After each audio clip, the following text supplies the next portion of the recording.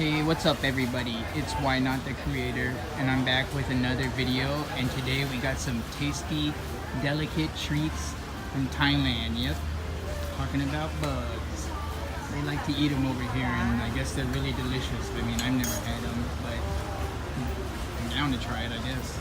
So, you see, we got some grasshoppers, we got some crickets, ไม้กับซ้อนได้เลยค่ะ we got some like silkworms. And we got some bigger grasshoppers, it looks like. And some more crickets. And then we got these big old beetles. Those look delicious. Bite in there and get a juicy surprise. And I don't know what that is back there, but it looks like some kind of beetle. And they got worms. I mean, I know you ate worms as a child, but they eat them every day as a snack. And that's about จ้า it. สาวหน้าร้านด้วยลู So, ก just thought I would bring that to you, see what they like to eat as a snack over here in Thailand. And yeah, I'll catch you guys next time. Peace.